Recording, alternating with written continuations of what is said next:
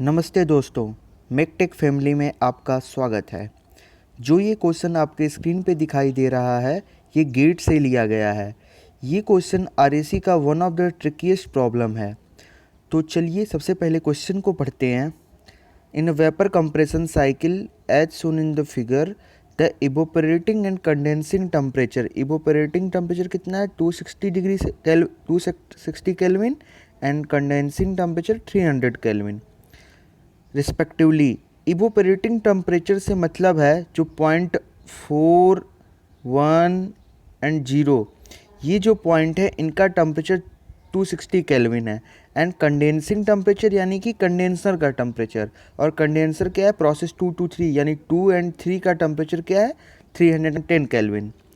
The compressor takes in a liquid vapour mixture at state 1, यानी कि जो compressor वो वेट कंप्रेसर हो रहा है 0.1 से स्टार्ट हो रहा है, और isentropically compress it to a dry state 2, यानी कि 1 से 2 तक कंप्रेसर जा रहा है।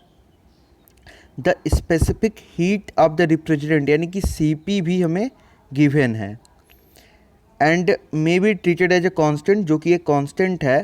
The enthalpy of evaporation for the refrigerant at 300 kelvin is 1054, यानी कि प्रोसेस 2 to 3 के लिए जो चेंज इन इंथैल्पी है वो 1054 है।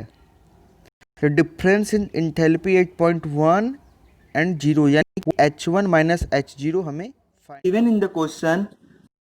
temperature is 310 Kelvin and the point is, that is, this is the condenser line.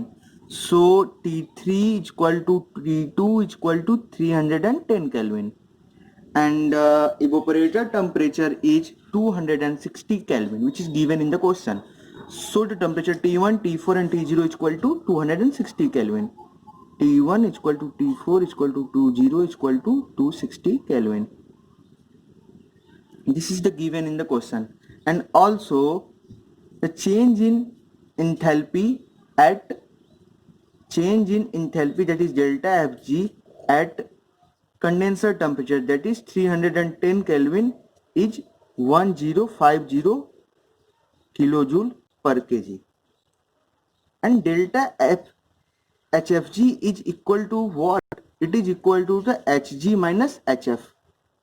Hg is basically the enthalpy at a saturated vapor condition, and at saturated vapor 0.2 is saturated vapor point and 0.3 is at a saturated liquid point. So H2 minus H3 is basically Hg minus Hf at 310 Kelvin. So Hg minus Hf can be written as H2 minus H3, because 0.2 is at saturated vapor line and 0.3 is at saturated liquid line, which is equal to 1050 kilojoule per kg. And we know that in TS diagram, area represent the heat. So in process 2 and 3, some amount of heat is extracted, which is equal to H2 minus H3. So H2 minus H3 is equal to area under 2 and 3. So H2 minus H3 is equal to area under 2 and 3. And area under 2 and 3 is what? This rectangular area, which is equal to, what is the length? This is 310, which is T naught, 310, and delta S. Let's say this is S2 and this is S3. And H2 minus H3 is equal to 1050 divided by 310. 1050 divided by 310 is equal to S2 minus S3. So S2 minus S3 is equal to 3.4 kilojoule kg per Kelvin. This is equation number 1.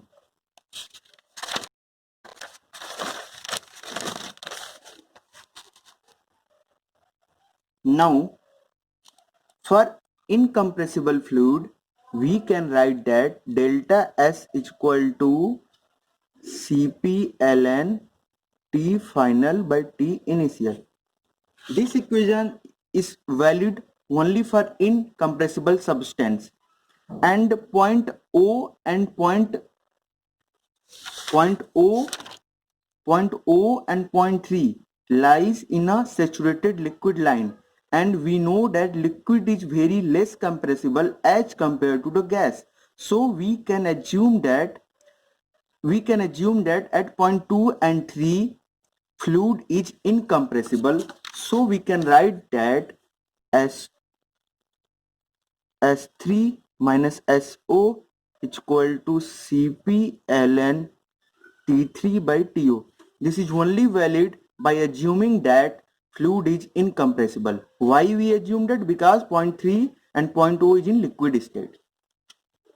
So we can write that S3 is equal to SO plus 4.8. Cp is given in the question ln 3010 by 260, which comes out to be 0.844275 plus S naught. This is equal to S3. Put the value of S3 in equation 1. What we get from equation 1?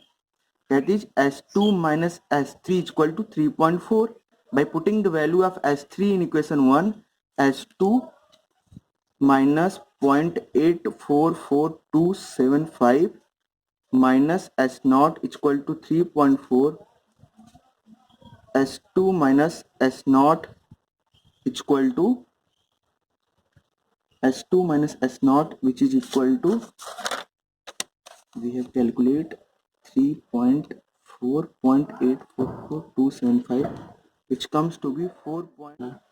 S2 minus S naught is equal to 4.244275, and process 1 to 2 is an isentropic compression process. So entropy at 2 and entropy at 1 must be equal. So we can replace S2 by S1, because S2 is equal to S1. So S1 minus S naught comes to be this, and this is kilojoule per kg per Kelvin. Now we have to calculate H1 minus H naught, not S1 minus S naught. And we know that area under this diagram gives heat, and from process 1 to 0, heat is equal to H1 minus H naught. From process 1 to 0, heat added is H1 minus H naught. If you go from 0 to 1, then heat will be added. If you go from 1 to 0, then heat will be extracted. The magnitude will be H1 minus H naught, which must be equal to T evaporator into S1 minus S naught. So H1 minus H naught is equal to 260 into 4.244275, which comes out to be 1103.51 kilojoule per kg.